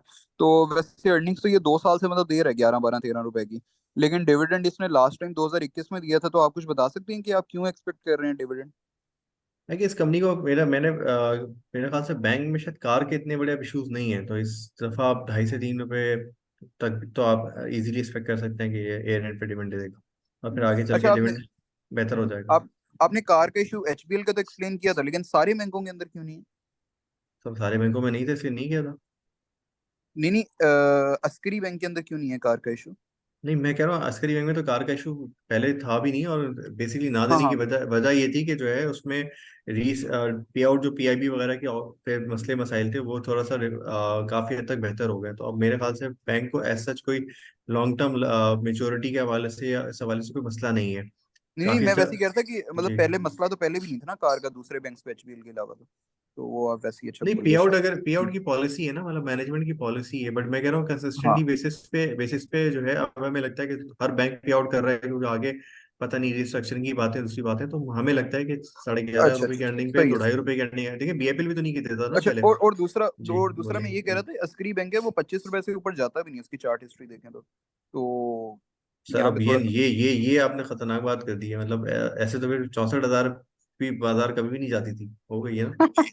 हाँ चलें, ये सही बात। चलें जी, चलो, थैंक यू बहुत थैंक बहुत यू, रिजवान, थैंक यू। बहुत बहुत शुक्रिया। जी, यहाँ पर मुश्ताक साहब मैं ये कहूँगी कि कोशिश किया कीजिए कि सवाल जो है एक ही गो में हो, ताकि दूसरे लोगों को भी मौका मिले। बिल्कुल, मैं नादिया की इस बात से एग्री करता हूँ कि आप सवाल उस एक ही गो वो में करें सवाल ही बहुत ज्यादा हाँ, सही नहीं है। कोशिश किया कीजिए, वरना दूसरों के सवाल जो है वो रह जाएंगे, तो इसलिए मौका सबको इक्वली मिलना चाहिए ना। नेक्स्ट हमारे पास यहाँ पर मोहम्मद उमैर साहब हैं, उनका उमर सवाल फारूक, हम जी उमर उमर फारूक, साहब उमर। जी, उनका हम सवाल लेते हैं जी। मेरे ख्याल से इनका माइक म्यूट नहीं हुआ है। SM जीशान, जी आप अपना सवाल कर सकते हैं। जी जी, मैं ये पूछना चाह रहा था कि अगर जिस तरह इंडेक्स चला गया 66,000 पे, तो ये फर्दर जा सकता है लाख तक? कोई इस तरह लगता है रैली जिस तरह डेली 1500, 1000, 1200, 800 देखिए डेली इसके चल? पीछे, देखिए इसकी दो चीजें हैं। एक तो ये कि मैंने आपको शायद, आपने सेशन अगर पूरा देखें या कभी रिकॉर्डिंग सुनेंगे तो आपको समझ में आ जाएगा। आपने इसकी स्टार्ट में बात, अभी बीच में बात की थी इस सवाल पे कि इंडेक्स बीच में कुछ वजूहत की वजह से बढ़ा नहीं और मार्केट में जो है अर्निंग्स में ग्रोथ आती रही। इवन जब पाकिस्तान में डिफॉल्ट की बातें हो रही थी तब भी जो है अर्निंग्स में ग्रोथ आना नहीं रुकी, किसी कंपनी ने लॉस नहीं किया। आप देख लें पिछले 3-4 क्वार्टर्स में कोई लॉस नहीं आया किसी कंपनी का, प्रॉफिट बेहतर ही हुई है। तो अगर एक कंपनी आज मार्केट 4 के मल्टीपल पे, 4.5 के मल्टीपल पे चल रही है और दुनिया की कोई भी मार्केट 4 के मल्टीपल पे नहीं है, और अगर हमारा 5 का मल्टीपल, 6 का मल्टीपल होने जा रहा है और वो शायद 1 लाख इंडेक्स बनता है या 90,000 बनता है या 80,000 बनता है, मैंने कैलकुलेट नहीं किया इसके लिए, मतलब इसके लिए थोड़ा सा स्पेसिफिक आंसर नहीं है, बट कोई भी नंबर हो सकता है। आप बेसिकली जिस स्टॉक की पोजीशंस को लेके बैठे हैं, आप देखें वो उसमें क्या अर्निंग पोटेंशियल है और क्या वो कितने मल्टीपल पे मिल रहा है और उसके सेक्टर की बाकी चीजें कितने मल्टीपल पे मिल रही है। तो आपको अगर चीज सस्ती लग रही है तो आप लें। इंडेक्स को अगर आप देख के चीजों में काम करने की कोशिश करेंगे तो मेरा ख्याल है कि बहुत दफा ऐसा हुआ है कि हमने 53-56,000 पे भी देखा, कुछ लोगों ने कहा कि बेचना चाहिए, बेचा भी, तो बाजार वहां से भी नहीं रुकी और चलते चले गए। तो अगर आप 66,000 को हाई समझ के काम करना बंद कर देंगे या इन्वेस्टमेंट करना बंद कर देंगे या मार्केट से बाहर चले जाएंगे, तो फिर 80,000 वगैरह हो गई बाजार, तो फिर तो वहाँ काम ही नहीं कर पाएंगे। तो मेरा अपना आप सब लोगों को मशवरा ये है कि आप बेसिकली कंपनी जिसमें इन्वेस्ट करने जा रहे हैं उसके बारे में, उसके मल्टीपल्स पे और उसकी ग्रोथ पे और उसके पेयर कंपैरिजन को करके उसके बाद उसमें इन्वेस्ट करें। अगले सवाल में चलते हैं। जी, यहाँ पे मोहम्मद उमैर साहब का माइक होस्ट की तरफ से म्यूट है, मेरी तरफ से नहीं है म्यूट, ये मैं बता दूं। फारूक आप सवाल कर सकते हैं जी। जी सर, अस्सलाम वालेकुम, फारूक बात कर रहा हूँ। सर वालेकुम मुझे सलाम। ये मालूम करना था कि मुख्तलिफ सेक्टर्स के मुख्तलिफ मल्टीपल्स होते हैं, तो क्या जैसे फूड सेक्टर का ज्यादा होता है, तो नॉर्मली सेक्टर वाइज अगर बता दें कि मल्टीपल्स अट्रैक्टिव कौन से होते हैं सेक्टर्स के ना, जो मेन मेन सेक्टर्स हैं। मार्केट का मल्टीपल जो है ना, सबके मल्टीपल का कम्बिनेशन होता है। इस वक्त मार्केट एवरेज 5 पे, इसमें जो है सिस्टम का मल्टीपल 12-13 है और फूड मल्टीपल 14 भी होते हैं। अभी आई गेस फ्रैंकलिन कंपनी का अभी करंट मल्टीपल 14 होगा। हिस्टोरिकली जो है फूड के मल्टीपल 50 भी होते हैं। तो कोई कोई कोई वो नहीं है कि मैं आपको कहूँ कि जी, मतलब GSK-CH जो है जिस जमाने में गोरी की 17-14 में बाइंग थी, 50 के मल्टीपल पे ट्रेड होता था। ये हेलियन जो GSK-CS और GSK-CH है वो 50 के मल्टीपल पे, 10 रुपए की अर्निंग पे। तो हम किस और तरह एडजस्ट कर पाएंगे फिर कि ये मल्टीपल अट्रैक्टिव है या नहीं है, ओवर वैल्यूड है? मतलब फार्मास्यूटिकल, फार्मास्यूटिकल फूड और जो है टेक्नोलॉजी, ये हमेशा हायर मल्टीपल पे होती है। जिनकी अर्निंग्स में ग्रोथ ज्यादा होती है वो सेक्टर हमेशा हायर होती है। जिनकी अर्निंग्स में ग्रोथ नहीं होती और इनके स्टेबल डिविडेंड होते हैं और जिनके जो है आगे ग्रोथ के चांस कम होते हैं वो लोअर मल्टीपल होते हैं। फर्टिलाइजर और एक ऑयल एक्सप्लोरेशन जो है मार्केट के जो मल्टीपल होता है उसके आसपास ही होता है, क्योंकि इंडेक्स हैवी वेट है। बैंक्स का जो मल्टीपल होता है मार्केट मल्टीपल से कि थोड़ा सा आगे पीछे ही होता है, बैंक से थोड़ा ज्यादा होता है। बट ऑयल एंड गैस का आपको जैसे अगर मार्केट का मल्टीपल 5 होगा तो उसका 6 होगा, 7 होगा, इसी के आसपास होगा। सीमेंट अब स्टील का हायर होते हैं, पास में तो हायर थे, पास की 2 रैलीज में बहुत हायर थे। अब हो सकता है कि सीमेंट में इस तरह की डिमांड आए और पिकअप करना शुरू हो तो बिल्कुल अपने मल्टीपल्स जो पुराने पास के थे उसको ब्रीच उसके बाद भी जा सकते हैं। इस वक्त सीमेंट भी सस्ते हैं, क्योंकि सीमेंट का एक और बैरोमीटर होता है चेक करने का, वो होता है, वो हम अपने प्रोग्राम में जिक्र कर चुके हैं कि आपका ईवी पर टन पे कितने सस्ते हैं या रिप्लेसमेंट कॉस्ट पे कितने सस्ते हैं। तो आज भी मेरे ख्याल से जना इतने बढ़ने के बावजूद भी सीमेंट मेरे ख्याल अभी भी बहुत सस्ते हैं, शायद $15 पे मिल रहे हैं, और जब रिप्लेसमेंट कॉस्ट इसकी $100 है तो उस हिसाब से तो बहुत सस्ता है। मतलब एक कंपनी अच्छा जो सर, मैं, जी जी जी सर, पूछे। मैं आप पूछना चाह रहा था सर ये कि इस वक्त जैसे आप कह रहे थे कि कैश भी होना चाहिए आपको, आपका 10 लाख का पोर्टफोलियो है तो कैश कितना परसेंटेज होना चाहिए ताकि आप ये कभी भी हो मसला तो आप एवरेज कर ये सकते वैसे हैं? ये वैसे 10%? मेरे लिए भी आपने इन्फॉर्मेशन दी कि मैंने बोला कि कैश होना चाहिए। नहीं, आपने सर मैंने उसमें ऐसा बोला, चैनल पे बोला था। मैंने ऐसा नहीं कहा। मैंने ये कहा था, या मैं शायद अपनी बात को दोबारा से रिफ्रेश करने की कोशिश करता हूँ कि आपका पोर्टफोलियो, अगर आप हर मार्केट में काम करना चाहते हैं तो आपके बेसिकली पोर्टफोलियो को दो पोर्शन में ब्रेक करना चाहिए। 80% इज योर लॉन्ग टर्म और your investment portfolio and 20% is your trading portfolio. तो अगर आपको फर्ज करें कि उस ट्रेडिंग पोर्टफोलियो में कुछ किसी की तरफ से कोई ब्रेकआउट पे, कोई चार्ट्स पे कुछ चीज समझ में आती है, उसके पीछे भी टेक्निकल, मतलब आपके पास ट्रेडिंग के पीछे भी रीजन होने चाहिए। बट ऑब्वियसली आपने अगर फर्स्ट करें साजगार पे किया, या आपने पीएसएमसी पे किया, या आपने शेल पे किया, तो वो आपको बहुत अच्छा अल्फा बना के दे सकते हैं, बहुत अच्छे पैसे बना के दे सकते हैं। बट उसके लिए, क्योंकि अगर उसमें आपकी बेट गलत हो जाए, तो अगर आपकी 20% ऑफ द पोर्टफोलियो वो होगा तो आपको हिट करना होगा। तो इस तरह से अगर आप, मैंने ये बार बार अपने प्रोग्राम में कहा है कि अपने पोर्टफोलियो में अगर आपको हर मार्केट में काम करना है तो आपका एक 80% पोर्टफोलियो होना चाहिए जिसमें आपकी इन्वेस्टमेंट्स हो, जिसमें आपको लगता है कि ओजीडीसी डबल हो जाएगा, एचबीएल डबल हो जाएगा। मैं just to give example, based on fundamental और बेस्ड ऑन डिविडेंड यील्ड। तो वो जो है आपके पोर्टफोलियो में होना चाहिए, और फिर उसके अकॉर्डिंगली जो आपको ट्रेडिंग कॉल आती हैं, या कोई आपको चीज़ बहुत स्ट्रांग लगती है, तो वो आपके पोर्टफोलियो में अगर आप 20% का उसके ट्रेडिंग बेट ले लें, तो अगर वो आपकी बेट गलत भी हुई तो आपके पूरे पैसे इरोड नहीं होंगे, तो आपको मार्केट में अगली दफा फिर काम करने के लिए कुछ ना कुछ हिम्मत और पैसे अवेलेबल होंगे। मतलब आ, 20% में हमारा ट्रेडिंग भी हो और थोड़ा बहुत कैश भी रखें, और 80% लॉन्ग टर्म इन्वेस्टमेंट हो। सर आप कैश कर लें, मतलब आप 5% डाल दें कैश। मैंने कैश का जुमला अभी भी नहीं बोला, पर आपने कैश बोला है। आपको जो समझ में आता है आप वो बेहतर कर लें। मैंने 80% के आपको ट्रेडिंग इन्वेस्टमेंट बोला है, 20% बोला है कि आपकी ट्रेडिंग पोर्टफोलियो होना चाहिए।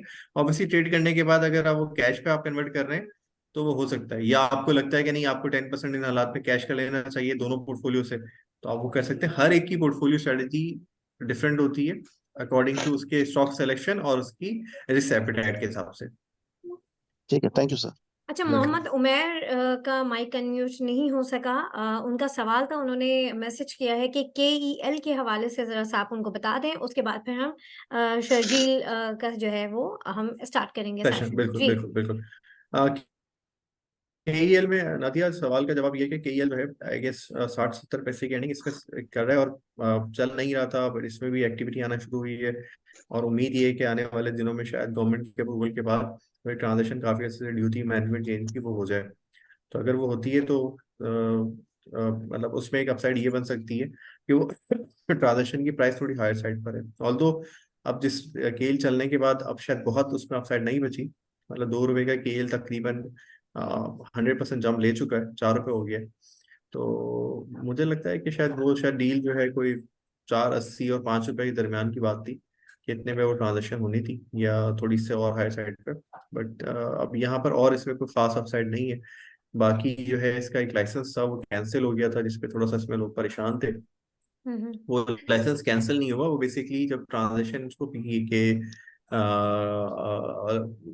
कौन सा ग्रुप था, ये अलजुमे ग्रुप को जब ये दिया था, तो उसमें उनको बेसिकली कहा था कि 20 साल के लिए ये एक्सक्लूसिविटी है कि कराची इलेक्ट्रिक जो है ना बिजली बेचेगा पूरे कराची में, और इसके अलावा कोई और नहीं होगा, किसी और को राइट नहीं होगा। अब वो एक्सक्लूसिविटी खत्म हो गई, बट ये नहीं है कि आज के इलेक्ट्रिक जो है ना अपनी सेल नहीं कर सकता, और जो है कि इलेक्ट्रिक जो है बिजली नहीं बेच सकता। नेपरा के वही रूल्स एंड रेगुलेशन अप्लाई होंगे। बट आज ये राइट है कि कल आप और मैं और कोई और ग्रुप उठ के जाए और के इलेक्ट्रिक की जगह कहीं और डिस्ट्रीब्यूशन करना शुरू कर दे, तो लाइसेंस की एक्सक्लूसिविटी खत्म होने से आपके पास बहुत सारे कंपेटिटर्स आ सकते हैं, बट ये फर्क होगा। बट अगर वो ट्रांजेक्शन हो जाती है और उसमें दोबारा से ट्रांजेक्शन की वजह से कोई उनको एक लॉन्ग टर्म दोबारा से कॉन्ट्रैक्ट मिल जाता है या 5-6 साल का मिल जाता है, तो मेरा ख्याल है कि उस पर भी तेजी बन सकती है। बट एक मेजर मूव के इलेक्ट्रिक कर चुका है, तो अब बाकी कोई खबर आएगी तो फिर शायद यहाँ से परफॉर्म करे। सही है। अच्छा, हमारे पास थोड़ा टाइम है, 1-2 सवाल हम ले सकते हैं या फिर हम हाँ जी, शर्जील की तरफ मूव आई करें। गेस एक मेरा दो सवाल मेरा दो, बस दो एक छोटा सा सवाल है। मेरा बस एक छोटा सा सवाल है कि जी जी ये करें। पीटीसी से रिलेटेड मैं जरा पूछना चाह रहा था रिजवान भाई से। मुझे माफ कीजिएगा, मैं जरा लेट आया हूँ, अगर आपने सवाल ऑलरेडी पिक कर लिया है। ये पीटीसी से रिलेटेड, पूछो प्लीज, पूछो सवाल। हाँ जी, पीटीसी से रिलेटेड है कि आप इसको कहाँ देखते हैं, इसकी ट्रू ट्रू वैल्यू जो है। जैसे काफी सारी गवर्नमेंट जो इदारे हैं उनको प्राइवेटाइज करने की बात हो रही है, तो प्राइवेट देखिए पीटीसी तो ऑलरेडी प्राइवेटाइज है ना, 24% स्टेक वो साथ में बेच चुका है, तो दोबारा प्राइवेटाइज तो नहीं हो सकता, पहली बात। दूसरा सवाल ये है कि ये जो है ना, जो मेन बिजनेस है ना, वो तो डाइंग बिजनेस है ना। लेकिन इसमें एक सुना ये है कि मैंने अपनी नजर से नहीं देखा, बट मैंने सुना है कि गुजरावाला कुछ जगहों पे पीटीसीएल के पास, क्योंकि बहुत प्राइम लोकेशन पे लैंड है जहाँ पर इस वक्त उनके जो है सर्विस स्टेशन हैं, या जो है उनकी जो आई थिंक जो भी उनके इक्विपमेंट्स होते हैं वो वहाँ इंस्टॉल हुए हैं। तो अगर वो कहीं मूव कर जाते हैं, या कुछ एरियाज में उन्होंने अपनी रिहायशी एरिया कॉलोनीज बनाई हुई है, कुछ एरियाज उनके पास होल्ड है जिसको उन्होंने पोटेंशियली होल्ड किया हुआ है फॉर कि हम जो है इसको कर लेंगे। तो सुना है कुछ उसमें एक ट्रांजेक्शन होनी है, होने की बातें हो रही है। तो अगर ये चीज़ होती है तो ये पीटीसीएल की वैल्यू अनलॉक कर सकती है। दूसरा एक और ये, लेकिन ये काफी दफा उस तरह की बातें हो चुकी हैं बाजार में, तो ये कि जी जैज जो है ना लिस्टेड होने के लिए आ रहा है, और जैज अगर आएगा तो Jazz is one of the profitable mobiling company in Pakistan, तो उसकी वजह से इसकी वैल्यूएशन जो है हो सकती है। और फिर ये शायद अभी लॉक लगने का 9 रुपये हुआ है, तो 12, 13, 14 रुपये हो सकता है। तो बस ये इसके बारे जी बोलिए। पीटीसी का आप कोई अपसाइड देखते हैं, मतलब 16 रुपए तक या 17 रुपए तक एक मेरे ख्याल करंट से मैंने वैल्यू? सारी बात पीटीसी के हवाले से की है, शायद आप सुन नहीं रहे थे। मैंने सारी बात नहीं नहीं पीटीसी के हवाले से की है, और मैंने आखिर में ये बात भी बोला है कि 9 रुपये पे ताला लगा है, शायद जो है इसकी वेबसाइट कोई 14-15 रुपये हो सकती है। आपने उस पर 16 रुपये ऐड किए। मेरे ख्याल में इसका जवाब जो है ना टारगेट वाइज, वो मेरे ख्याल से शर्जील जो है अपने सेशन में जरूर, शर्जील आप इसको नोट कर लीजिएगा, पीटीसीएल पे इनको गाइड कर दिएगा। अगला सवाल प्लीज। अच्छा, एयरलिंक के हवाले से भी किसी ने सवाल पूछा है कि वो पंप क्यों कर रहा है, थोड़ा सा इसके ऊपर आप अपना ओवरव्यू दे दीजिए प्लीज। क्या कर रहे हैं? पंप एयरलिंक कर के रहे हैं? हवाले, जी जी जी, एयरलिंक के हवाले से सवाल है, तो उसके ऊपर थोड़ा सा आप दे दें, उसके बाद हम चांस नहीं देंगे मैं महमूद को, और देन उसके बाद हम सेशन करेंगे शर्जील के साथ। जी तो नदिया, मैं एयरलिंक का सवाल देख लेता हूँ, मुझे शायद समझ में नहीं आया, वेट कीजिएगा। रिजवान भाई मेरे ख्याल से ये पूछ रहे हैं कि एयरलिंक ऊपर क्यों जा रहा है इतने टाइम से। अच्छा, ऊपर क्यों जा रहा है पंप वो क्यों ये कर रहा है जी। अच्छा, एयरलिंक का जो सवाल है ना, एयरलिंक ऊपर क्यों जा रहा है, आई गेस उसमें तकरीबन कोई क्वार्टर की अर्निंग 2.5-3 रुपए की बात है, जब से डॉलर नॉर्मलाइज हुआ है या अवेलेबिलिटी इंपोर्ट की बेहतर हुई है, तो उसके एलसीज खुलना शुरू हुई। तो और फिर उन्होंने अभी रिसेंटली शॉमी का टीवी बनाने का भी कॉन्ट्रैक्ट लिया है। तो मेरा ख्याल है 10-11-12 रुपए की अर्निंग करना है, या शायद 8 से लेके रेंज इसकी होनी चाहिए, तो 8 से लेके 9, 10, 11 रुपए की अर्निंग करना कोई बड़ी बात नहीं है एयरलिंक के लिए। ऑल्दो 7 के मल्टीपल पे ट्रेड हो रहा है, तो थोड़ा सा इसलिए मुझे लगता है कि अब यहाँ नहीं होगा। अब ये रैली कर चुका है ये भी और पीएबीसी भी, तो मेरा ख्याल अब यहाँ पर फर्दर कोई अर्निंग क्वार्टर वाइज देख के फिर विजिबिलिटी के बाद इसको जो है ना कोई नई पोजीशन के लिए काम करना चाहिए। प्लीज अगले सवाल पे चले जाते हैं सही, नादिया। महमूद आप अपना सवाल कर सकते हैं। जी अस्सलाम वालेकुम जी। थैंक यू सो मच, आपने मुझे मौका दिया। रिजवान भाई, मुझे उम्मीद है आप खैरियत से होंगे। मेरा सवाल ये था कि सेजियो को मजीद बाय किया जा सकता है, और जो ऑलरेडी बाइंग हो उसको होल्ड किया जा सकता है। और दूसरा मेरा सवाल ये होगा, एटीआरएल, डीएफएमएल और एनआरएल के अंदर हम मजीद बाइंग कर सकते हैं ऑन दिस स्टेज इस पे वो प्ले कर रहे हैं? अच्छी से सवाल से स्टार्ट करते हैं। आपकी मर्जी है, अगर इस लेवल पर आप बाय करना चाहते हैं तो आप कर सकते हैं, हमें वो मसला नहीं है। लेकिन यस, इन लेवल्स पर मैंने आपको रिफाइनरी के बारे में अपने प्रोग्राम के स्टार्ट में कहा था कि रिफाइनरी में gross refinery margin high side पहले बड़ी सारे स्टॉक्स परफॉर्म कर चुके हैं। पहला स्टॉक मुझे समझ में नहीं आया, आप दोबारा बोल सकते हैं? मैं दोबारा पूछता हूँ जी। पहला सवाल ये था कि सेजियो में मतलब मैं मजीद बाइंग कर सकता हूँ, और जो ऑलरेडी बाइंग है ये कौन उसको होल्ड कौन किया सा जा स्टॉक सकता है? कौन सा स्टॉक है? सेबियो क्या है? है? सेजियो सेजियो साजगार से साजगार साजगार साजगार साजगार समझता है कि साजगार ने वैसे ही इतना मुश्किल नाम रखा है, आपने उसका नाम और मुश्किल कर दिया। तो साजगार जो है, मैंने आपको स्टार्ट में कहा कि 40 रुपए जो है तक की अर्निंग आ सकती है। इनका गाड़ियों का जो एसयूवी का सेगमेंट है काफी अच्छा चल रहा है, और इसी वजह से आप देखें इस क्वार्टर में 10-11 रुपए की अर्निंग आई थी। तो आप 11 रुपए को मल्टीप्लाई कर बाय 4 करते हैं तो 40-45 रुपए की अर्निंग आ सकती है। उस पर एक अच्छी रैली कर चुका है। अब प्लांट की कैपेसिटी के हिसाब से तो जगह है, बट डॉलर के हालात हमारे मुल्क में अभी कोई सफिशिएंट डॉलर थोड़ी आ गए कि आप जिसको दिल चाहे एलसी खोल के दे दें। तो मेरे हिसाब से इसका नंबर को 35 से 40 रुपए का होगा, और उस पर एक अच्छी रैली कर चुका है। ये नंबर 60-70 रुपए भी हो सकता है, बट ऑब्वियसली करेक्शन आ जाए, कोई एक आध क्वार्टर आगे पीछे हो, तो एक अच्छा स्टॉक बन गया, इसको देखना चाहिए। और अच्छी इनकी जो है ना एक मार्केट बन रही है एसयूवी के अंदर, उसको देखते हुए जी हाँ जी हाँ। रेट बुरा नहीं है, चीज बुरी नहीं है, बट यस, यहाँ से अगर 25-30% किसी वजह से करेक्ट हो जाता है तो उस सूरत में आप फिर बिल्कुल इसको देख सकते हैं। आपका दूसरा सवाल था और कौन सा स्टॉक हमने बताया प्लीज? ATRL, DFML और डीएफएमएल का आइडिया NRL। नहीं है, डीएफएमएल का आइडिया नहीं है, ये फंडामेंटली ठीक कुछ है। नहीं समझ पता। और एटीआरएल और ATRL I guess NRL ATRL. And Millat tractor की, ये 3 बस मेरे ठीक है वही स्टॉक्स हैं। ठीक है जी, मिलर ट्रैक्टर भी अच्छी कंपनी है। अब मैं इस पे ये कह सकता हूँ ये एटीआरएल के अंदर 480 अरब रुपए कैश है, 480 रुपए पर शेयर कैश है। कंपनी अगर एक्सपेंशन करना चाहे तो बाहर से लोन भी ले मिल सकता है अटक ग्रुप की वजह से। और अटक ग्रुप से अगर बाहर से लोन अरेंज कर लेते हैं तो फिर वो एक्सपेंशन भी कर लेंगे बगैर राइट के। फिर उस राइट में अच्छी एक्सपेंशन करने के बाद जो है उनको जो है जो डिविडेंड पे कैप है वो भी नहीं है सफा में। तो ये सारी इसमें अपसाइड है। एनआरएल में ल्यूब का मसला है, वहाँ ल्यूब में ब्लीडिंग आ रही है, इसके से जो है ना ये लॉस कर रहा होता है। इस क्वार्टर में शायद थोड़े हालात बेहतर है, इससे नंबर अच्छे आएंगे एनआरएल के, इसलिए परफॉर्म कर रहा है। बाकी यहाँ पर लेना है या नहीं लेना, इस पे थोड़ा जो है ना वो मुश्किल सवाल है। बट यस रिस्क है। GRM रिस्क तो सर मार्केट में हमेशा है और हर चीज में। बट यहाँ पर कोई ऐसी स्ट्रॉन्ग कन्विक्शन नहीं है, ना ही कोई ऐसी खबर है। बाकी रह गई बात, अगर आपको ट्रेड करनी हो तो उसमें ये सवाल जो है शर्जील वाले सेशन में जरूर पूछेगा। बिल्कुल ठीक। Very kind, thank you so much. जी, अब हम यहाँ पर शर्जील का सेशन स्टार्ट करते हैं। जी Sharjeel, over to you. Perfect, मैं स्क्रीन शेयर कर लेता हूँ यहाँ पे, 1 मिनट।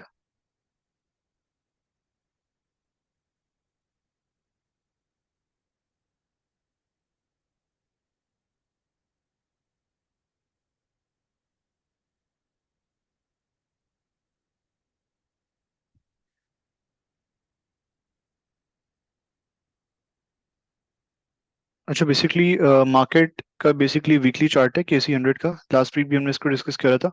इसमें बाय द वे 2 चीजें हुई हैं जो इस रैली की वजह बनी है। पहला तो बुलिश फ्लैग पैटर्न था और दूसरा जो है वो कप एंड हैंडल पैटर्न था। दोनों चीजों ने ऑब्वियसली जब इसका ब्रेकआउट हुआ है ऑलमोस्ट 49,150 के करीब कप एंड हैंडल का, तो उसका जो टारगेट बन रहा था वो ऑलमोस्ट 59,700 के करीब बन रहा था, वो अचीव हुआ। प्लस उसके साथ साथ अगर आप ये देखेंगे तो जो जो कोविड की जो हमारी रैली थी बाय द वे, जो मार्केट ने ऑलमोस्ट 27,000 28,000 के लेवल से जो है वो अपसाइड दिखाई थी। और जो रिवर्सल हुआ था उसके अंदर 48,800 के लेवल्स के करीब से। तो ये जो एक रैली थी उसके बाद ये कंसोलिडेशन फेज के अंदर गया था। तो जब इसका ब्रेकआउट हुआ, ऑब्वियसली जो आपको याद होगा रमजानों में मेरे ख्याल से ईद के दिन जो है वो खबर आई थी कि IMF का जो है वो अग्रीमेंट होता हुआ नजर आ सकता है हमें। तो जो IMF के हवाले से डेवलपमेंट हुई थी तो उसका यहाँ पे ब्रेकआउट हुआ था। तो बुलिश फ्लैग पैटर्न का जो टारगेट इसका बन रहा था वो ऑलमोस्ट बन रहा था 63,150 के लेवल्स के करीब का।